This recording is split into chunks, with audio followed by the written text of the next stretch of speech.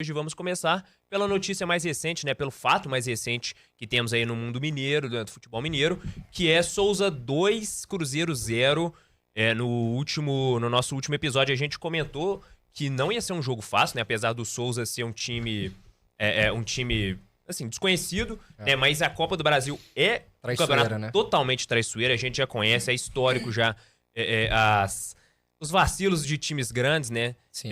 E aí o Cruzeiro acabou jogando um polo aquático e perdeu de 2-0, Davizinho. Queria que você contasse melhor um pouquinho pra gente aí sobre essa derrota do Cruzeiro. Pois é, cara. Tipo assim, eu acho que primeiramente, eu acho que é um típico jogo que não é muito difícil da gente fazer qualquer tipo de avaliação, de análise tática, de estratégia e tudo. Justamente por isso que você falou, né?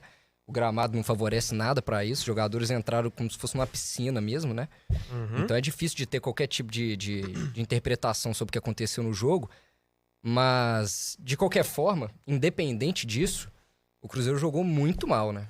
Muito mal, assim. O Cruzeiro em nenhum momento do jogo mereceu a classificação, né? Se tivesse ficado empatado o jogo e o Cruzeiro teria se classificado com empate, não seria justo, né? O Souza, desde o início do jogo, ele entendeu perfeitamente o que ele precisava fazer, né, dentro das circunstâncias do jogo, do que o gramado oferecia, né? Mesmo que não dê pra ter minimamente uma partida de futebol decente ali, né? De meia dúzia de troca de passe ali, alguma jogada ensaiada, alguma coisa nesse sentido.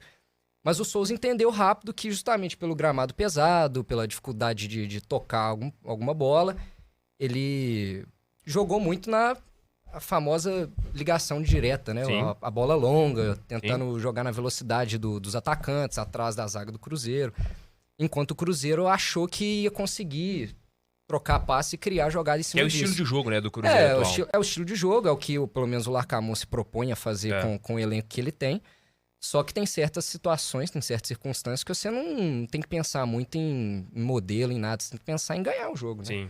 Então, você acha que cabia, nesse jogo da Copa do Brasil, o mesmo que o Cuiabá fez no jogo dele lá no Espírito Santo, cancelar o jogo e passar pro dia seguinte? Apesar que no dia seguinte também do Cuiabá foi cancelado de novo. Foi a mesma lama. Não, jogou debaixo de uma água absurda, né? Loucura. Mas você acha que vale a pena? Assim, o Cruzeiro poderia usar desse artifício, né? Até em prol do próprio espetáculo, né? Agora ficaria feio, né?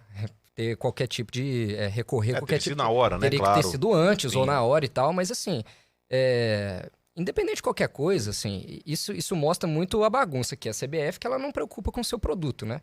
Porque o Souza não tem a menor responsabilidade em cima disso, porque por mais que o gramado seja dele e tal, ele não tem recurso, investimento para melhorar esse gramado e tudo mais pela condição financeira do clube mesmo, né? Assim que o Souza tiver alguma capacidade financeira, ele vai pagar uma folha salarial, ele vai contratar um jogador para reforçar seu elenco.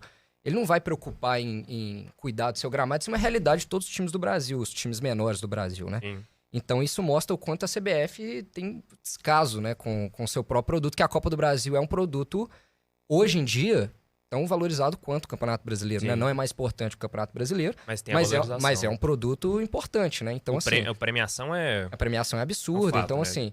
Mas eu acho que, assim, independente disso, assim, o Cruzeiro foi muito mal, dá pra... tem que ser ressaltado a condição do gramado, que era péssima e tudo, mas, assim, não dá pra justificar.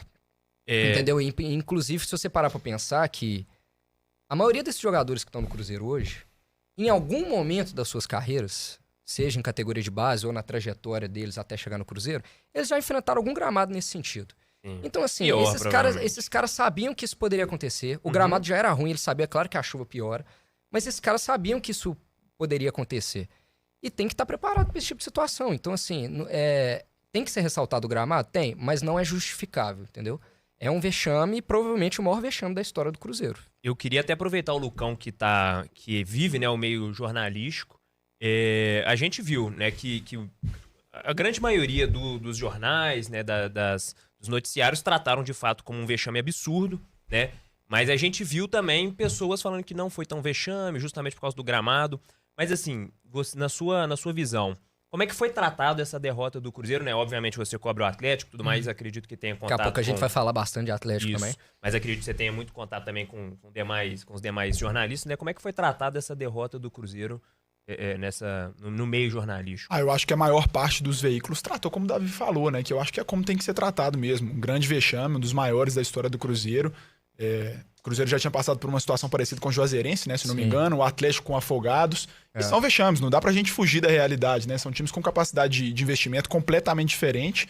É uma diferença gigantesca e é um vexame, tem que ser tratado dessa forma e eu acredito que a maioria dos veículos cobriram dessa maneira, não tem muito como fugir disso. Não, os próprios jogadores do Cruzeiro trataram dessa forma. Né? Claro. Na saída do campo. Não tem outro jeito. Na saída do campo, pelo que eu vi, quem eu me lembro que falou ali na beira do campo foi o Marlon, lateral, o Lucas Romero e o Matheus Pereira. Todos eles falaram da mesma forma, não justifica o gramado, é um vexame, a gente tem que assumir a responsabilidade. O próprio Larcamon falou que ele tem uma responsabilidade nisso e eu acho que tem mesmo, porque... Agora é muito fácil falar, óbvio, né? Mas talvez a montagem do time não tenha sido a melhor. Talvez a ideia teria sido botar um time um pouco mais forte fisicamente, fechar um pouco mais, até porque o empate era do Cruzeiro, né?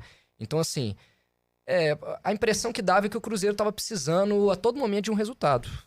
Marcando alto, aquela coisa, jogando. E você vê o tamanho do feito, voltando a falar nisso de vexame, quando ganha repercussão internacional, né? Essa derrota do Cruzeiro ganhou repercussão internacional, claro. Vários veículos de fora cobrindo, noticiando isso. Então, a gente tem que lembrar que é simplesmente o maior vencedor da Copa do Brasil. Quando se trata de Copa do Brasil, o Cruzeiro é o maior. Né? O Cruzeiro nunca passou por uma situação dessa. Né? E eu acho que antes do jogo, lá na Cidade de Souza, isso foi colocado em pauta para os próprios jogadores também, né? Não, foi incentivo para levar torcedor do Souza. Falando assim, gente, nós vamos jogar contra o Cruzeiro, maior campeão da Copa do Brasil e tudo mais. O Souza entendeu isso, né? Eles entenderam, exatamente. Não é só a situação o Souza entendeu como é que jogava naquele gramado. Ele entendeu a importância do jogo, pô, entendeu? Total. E é isso aí, esses times jogam a vida.